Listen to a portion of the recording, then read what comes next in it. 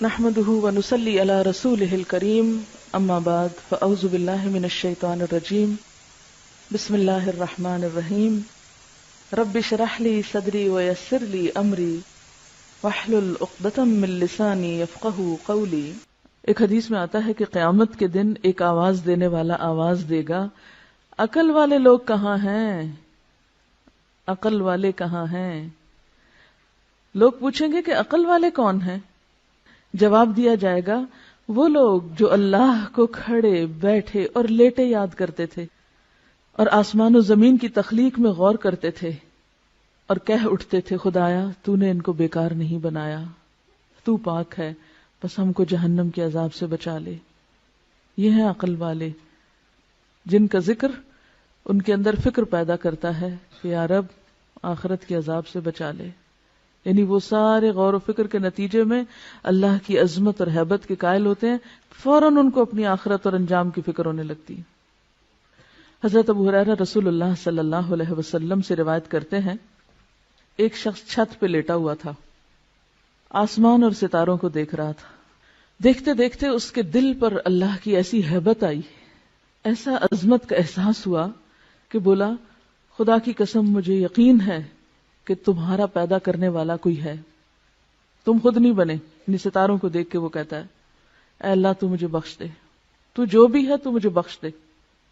اسے کوئی پتہ نہیں کہ پیغمبر کون ہے، کتاب کیا ہے، کچھ نہیں، وہ صرف نشانیوں کو دیکھ کر اپنے رب کو پہچان رہا ہے، کیونکہ جو واقعی اللہ کی عظمت اور ہیبت اور قدرت اور کمال کو جان لیتا ہے نا، تو اس کے دل میں پہلا خیال یہ ہے کہ اللہ پھر تو مجھے بخش دے، مجھے معاف کر دینا، میں بہت چھوٹی چیز ہوں، بہت گناہ گار ہوں۔ جب کوئی اللہ کی قدرتوں کو دیکھتا ہے تو اس کو اپنی کوتاہیاں یاد آتی ہیں نا، اپنا آپ حقیر نظر آتا ہے، اور جو اللہ کی قدرتیں نہیں دیکھتا اس کو اپنی ہی بڑائیاں اور اپنے ہی آرٹ اور اپنی ہی ذہانتیں اور اپنے ہی کمالات پھر اس کی نگاہوں میں سمائے رہتے ہیں، میں یہ بھی ہوں اور میں وہ بھی ہوں اور میں ایسا بھی ہوں اور میں ویسا بھی۔ یہ سارے تکبر نتیجہ ہے اس بات کا کہ ہم نے اپنے رب کو نہیں پایا، پھر سارا وقت دھیان اپنی ہی تعریفوں اور اپنے ہی کمالات کی طرف لگا رہتا ہے۔ تو اس میں ایک اور بات یہ بھی پتہ چلتی ہے کہ تنہائی میں یاد کرنا رب کو اور اپنے انداز میں یاد کرنا اور واقعی یاد کرنا، کسی رٹے رٹائے جملے کی شکل میں نہیں یا کسی بنے بنائے سانچے کے طریقے پر نہیں، بلکہ حقیقی معنوں میں رب کو یاد کرنا۔ اسی لیے ایک حدیث میں آتا ہے کہ جو شخص تنہائی میں اللہ کو یاد کرے وہ ایسا ہے جیسے اکیلا کفار کے مقابلے میں چل دیا ہو۔ جو شخص تنہائی میں رب کو یاد کرے وہ ایسا ہے جیسے اکیلے ہی یعنی دشمنوں سے لڑنے کے لیے چل پڑا ہو، یعنی اس کا مقام اجر و ثواب کے اعتبار سے اتنا بڑا ہے۔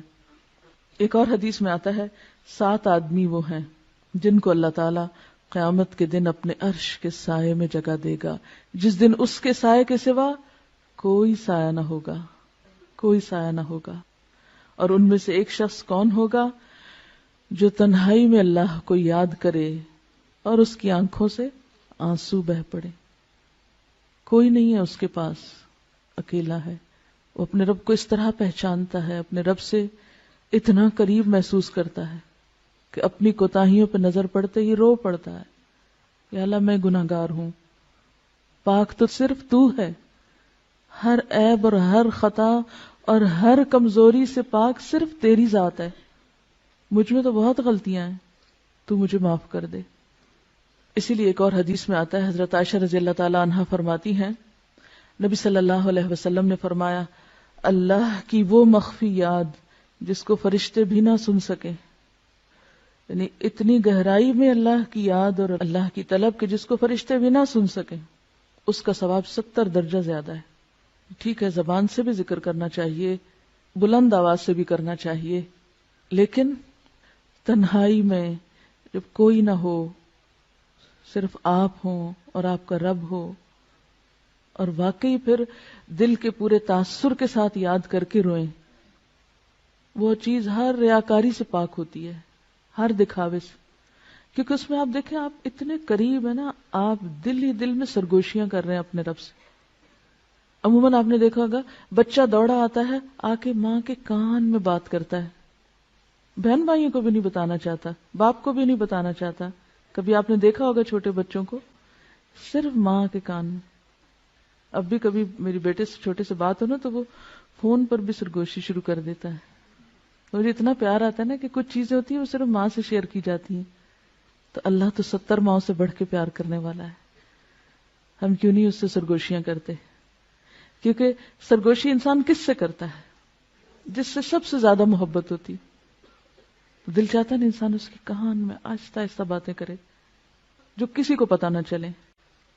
تو جنہیں اللہ سے شدید محبت ہوتی ہے وہ اللہ سے بھی اسی طرح چپکے چپکے دل میں بھی پکارتے ہیں اس کو اور سرگوشیاں کرتے رہتے ہیں. اور پھر جب وہ ڈوبتے ہیں اندر تو واقعی ان کے منہ سے ایسے کلمات والہانہ انداز میں نکل جاتے ہیں کہ جس میں اللہ کی بے پناہ حمد ہو. عبادہ بن صامت نے آپ سے روایت کیا ہے رسول اللہ صلی اللہ علیہ وسلم سے کہ بہترین ذکر خاموش ذکر ہے، یعنی جس میں اللہ کی یاد ہے اور غور و فکر بھی اللہ کی تخلیق پر ہو رہا ہے. اور بہترین رزق وہ ہے جو کافی ہو، کفایت کرے. ایک حدیث کے مطابق آپ نے فرمایا اللہ کو ذکر خامل سے یاد کیا کرو. پوچھا کہ ذکر خامل کیا ہے؟ فرمایا مخفی یاد، ایسی یاد جو سب سے چھپی ہوئی ہے. اور اسی کے بارے میں فرمایا جو ایسا کرے گا اس کے گناہ معاف ہو جائیں گے خواہ وہ سمندر کی جھاگ برابر ہی کیوں نہ ہو. تو یہ جو صحابی کے منہ سے الفاظ نکلے تھے یہ کوئی معمولی الفاظ نہیں تھے، انتہائی محبت بھرے اور اللہ کی شدید محبت میں ڈوبے ہوئے الفاظ ہیں. ربنا ولک الحمد حمدا کثیرا طیبا مبارکا فیہ. یعنی جیسے بس نہیں چلتا کہ اور کیا کیا کہہ ڈالے. اسی لیے اللہ تعالیٰ نے 30 فرشتے مقرر کیے کہ تم اٹھاؤ اس کے ثواب کو، تم لکھو اس کو.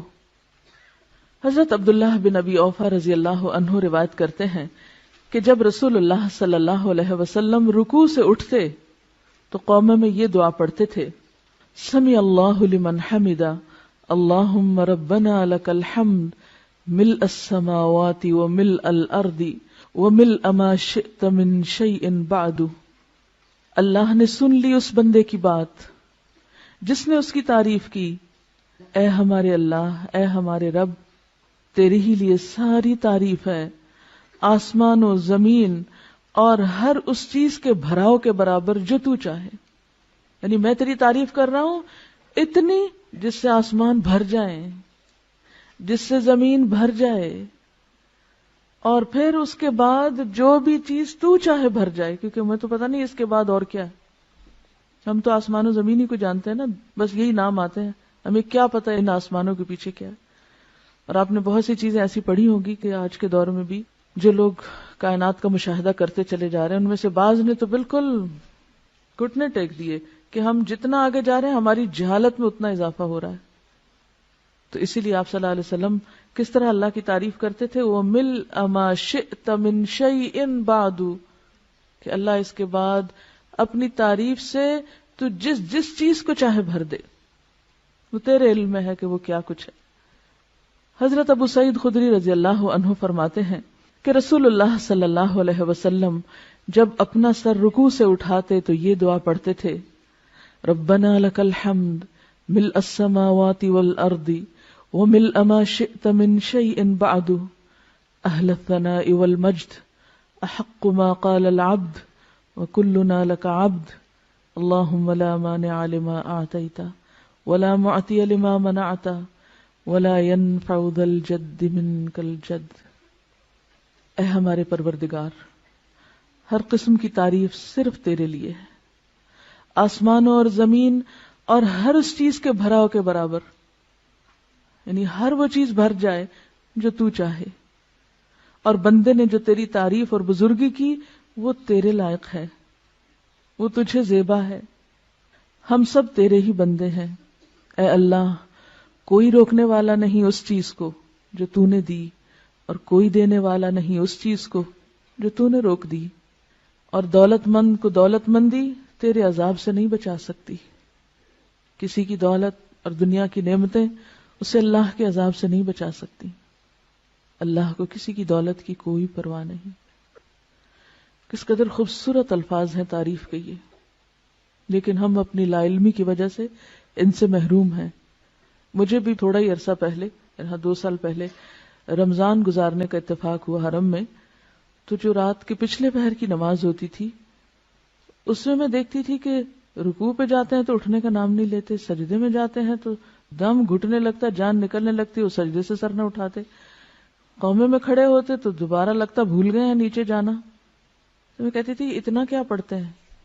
اس کے بعد مجھے تجسس ہوا اور یہ دعائیں پھر میں نے یاد کی. زندگی ایسے ہی گزر گئی، توجہ ہی نہیں کی اس طرف.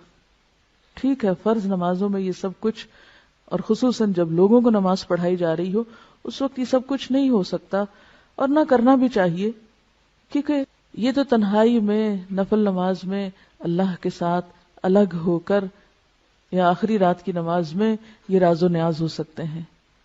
سبحانک اللہم و بحمدک اشہد ان لا الہ الا انت استغفرک و اتوب الیک. السلام علیکم و رحمۃ اللہ وبرکاتہ.